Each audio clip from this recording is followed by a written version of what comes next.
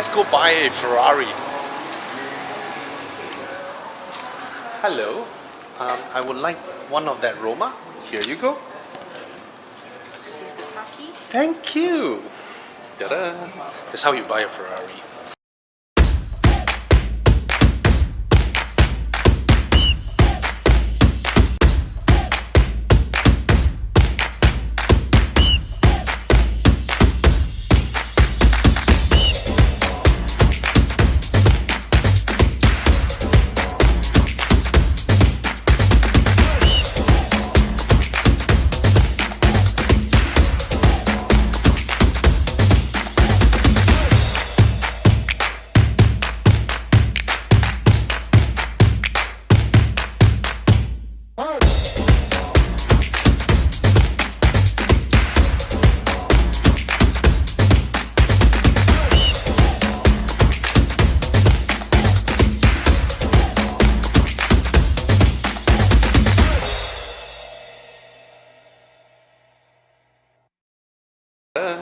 That's how you buy a Ferrari.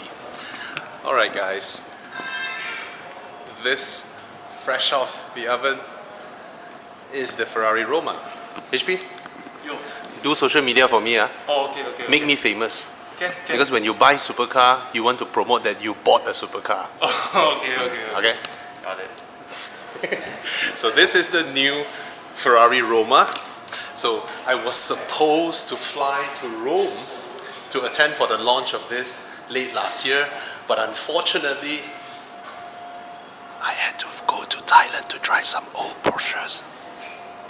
I went to Thailand for our recce for Evo Enduro for you guys. That's why I missed out the chance to actually drive the Roma. So what is the Roma? Look at it. You make coffee for me? Can I have one more coffee for her? No, I have already. Okay. So I just wait for that to finish, then I talk. Oh, sorry. Never mind. Guys, this is absolutely stunning, man. I'll look at it. Alright, so look at this. It is very, very different from what we call the usual Ferraris, right? So think of it, the usuals are what? 488, F8 Tributo, and then if you want a front engine, rear wheel drive Ferrari, it will be the flagship, right? The 812s, the Scagliettis, the 599s. So why has Ferrari made this? Look over there, there's the Portofino. That's what people call the sort of the entry baby Ferrari. So why has this been created? Think of it as a hardtop Portofino in a way, but I'm gonna show you that later on. It has a brand new interior, and the whole conceptualization of this is this. If you have sat in a 488 or an F8 Tributo before, you will know what I'm saying here. Regardless of how much they changed the suspension to be more comfortable, the part whereby you sat down and then the whole car is so low and then you couldn't have a proper thigh support on a long distance drive is the reason why they created this. Think of all the people who bought an Aston Martin, right? The people who bought, let's say, something like a more comfortable option. What would that be? A more passenger car like car. Oh, a 911, right? Think of all that. Why they bought those cars? Because they wanted a car that they can comfortably drive daily, right? Regardless of how much Ferrari tune in the comfort levels of the 488 or the F8 Tributo, the problem with those is that the whole profile of the car, being a mid-engine supercar with a very short front, with an A-pillar that is somewhere here instead of there, that resulted in a very forward cabin proportion that we're talking about. So in terms of daily use, right, those cars are just not that practical in terms of ingress and egress, right? Put aside the luggage space, it's the ingress and egress that affects that. So having covered that, so Ferrari would now want to make a car that harks back to the 50s and the 60s, right, where they have daily driven cars, sensuous styling. Look at that. There are no sharp edges, no grills and all that. It's just a very good looking supercar, a daily supercar. So technically speaking, just think of it as Ferrari's Aston Martin, right? They won this segment. All right, quickly we go through the styling changes that they have done on the car. First of all, this is very, very new. All right, a grille that pretends to not be a grille, right? It is painted in the same paint, right? Color-coded grille, and in a way they try to reminisce what? Metal bodywork. Okay. During the old days, before plastic was invented, the only way to have a grille up front is a metal that is punctured with holes, right? And this is technically what it is, right? It has the same body color, all right? And then down here we have the honeycomb intake, okay? That helps with the airflow. And then the whole styling of the car, the whole proportions of the car is just very, very different from the usual Ferraris that we're used to. Inside here, there's a 3.9 liter V8 twin turbo engine that produces 760 Newton meters of torque and 620 horsepower. 0 to 100, 3.4. Top speed, more than 320. Right? The rear here, we have the iconic dual tail lamps, but it has been massively updated to what is now just a small light strip. Okay, so the usual Ferraris that we have are two rounded tail lamps, right? Now they have this body contour light. So continuing this little, I wouldn't even call it a ducktail spoiler, it's more like a body work instead, right? And I'm not sure if I can conclude this as good looking or what, but it's definitely forward looking, right? This is definitely something forward looking from Ferrari. And what I love is what people usually love of Aston Martin's body work. Sculptured body work. Look at that. Look at how the light reflects, right? It's all soft. Look at that. Look at how the reflection moves, right? Soft lines running across the car. It's a beautiful car. Okay, nothing aggressive about it. Nothing that wants to suggest this car wants to attack the track and all that. Even though it could, right? Even though it could. All right. Down here we have the dual tailpipes with the entire carbon structured diffuser. That's pretty mad. All right. And then here. Look at that.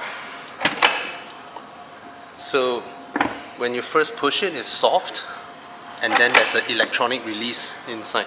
So I think in terms of door handles that are flushed, this has to be one of the best renditions, the way they do it. Okay, let's come inside here. Look at that. I'm gonna close the door. So this is a pre-production car, okay? So instead of like Aston's, we had to push here and pull that. This one you just put your palms in, and then it releases. Very nice. All right. So that's the maximum angle where the door opens. Look at the size of the door. All right. Again, I want to stress this is a pre-production car. Okay, let's come inside here and look at it. A full digital cluster.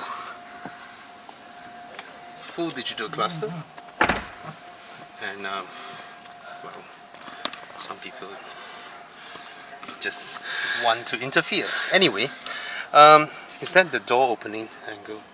So this opens the door and then close it like that. I have a JBL speaker here. Very nice metal cover. Some piano black over here. Memory buttons, and these are all digital. So I would presume when you start the car, it will be all black backlit, and it's all touch sensitive. These are all touch sensitive as well. I'm not sure if traditional Ferrari purists, not traditional, they would like it. That's a nice toggle switch, and then this is currently on sort of like display mode or something. And over here, I would presume this is auto, manual, reverse, low, I guess, I'm not sure, window switches. So this is pretty interesting. It sort of looks like the metal shifter of like 355s and all that, you know, the gated, but it's fully electronic now, and these are all electronic buttons. And then there's an SOS button over here. Here we have a cup holder, just a single cup holder, and here it's for your phone, I presume. Alright, just nice enough for my phone, but I'm sure. Oh, this is a nice compartment. And the carpets actually came all the way up here instead of stopping here, and this gets replaced by other materials. And over here is Alcantara finish, and I would say the entire construction of this car has now been thoroughly upgraded in terms of what we're used to for Ferraris, right? Here's a USB port over here, another USB port, and a 12-volt socket, rather deep. Okay, this is just pretty suggestive, I would say. That's it. Can't even put a phone over here. And this tablet, I saw in some videos you can spec this as a carbon fiber housing, and then the whole dashboard is fully leather. Now there's a theme here where you can customize. Of course, you can select the color of this leather. Here we have beige color, right? And down here, it may not be so obvious over here, but you might be able to see the difference, right? This is beige, this is white, and this white color trim, if I let you follow it, it will run all the way here, and it doesn't stop there. It continues behind, whereby I'll go to the passenger side. The white color strip continues on towards the back and comes one round back up here. Alright, there are seat cushions at the back here, but no, it's for your dog. Alright, not even babies. Alright, so this is a whole new interior architecture from Ferrari. Alright, it's so different. It is, in a way, 99% the DNA of Aston Martin. Aston Martin should be very, very worried when Ferrari comes into your turf. All this while Aston Martin can survive because nobody builds something like this, right? Which is a sports car, but also extremely comfortable, and the seating position is somewhat like a passenger car, albeit the window lines are pretty high up, right? This is really high, and look at the window opening. Look at that. That's all you get. That's all I get. Alright. So over here, the engine start stop is a what? It's a touch sensitive panel. Not even a red button. That is something that I'm not sure if that's a good decision, but they have made it anyway. And I don't feel that there is a way for me to depress this, so it's definitely solely touch sensitive. And then the Manettino switch is now you have wet for blue, green for comfort, and your normal mode will be sport. Alright, so in Ferrari terms, there's no normal. Ferrari's normal is your sport, and then the red one would be race. So that would be how it is. Now the keys, I haven't shown you guys the keys, right? The keys is an actual Cavallino. Yes, the Ferrari emblem itself, and then when you turn around, there's a leather cover. There's a leather cover, also touch sensitive in a way, you know, lock and lock, you can press the buttons. And what I like about this is that it doesn't look like some plastic enclosure. It looks like something that Ferrari could have made back in the 50s, you know, metal, leather, metal, that's it. So I was surprised because from pictures it doesn't look impressive, but when you hold it in your hand, it's very, very nice. Alright, so Of course, the car is currently in display mode. I'm not sure even if it will react. Will it react? Let's try and press the buttons. No, it doesn't. It's in display mode. Yep. Anyway, never mind that. Alright, so, yep, that's the interior of this new Ferrari Roma. Very, very different from the usual Ferraris that we know of. And of course, again, I need to stress, this is a pre-production model. Okay, so let's have a look at the boot. I think everybody's session was pushed by 1 hour. So we were supposed to be 3 o'clock, and then we only start at 4. Yeah. Okay. Wait, okay. Can I open the boot? Sorry bang, I nak buka boot tu. I rasa tak boleh. I think it's on display mode. Okay.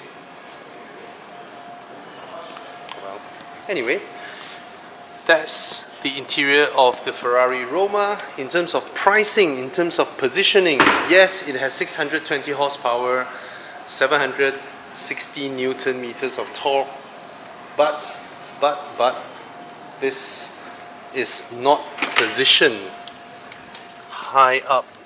Wait, let me find where's the lever. There we go. All right.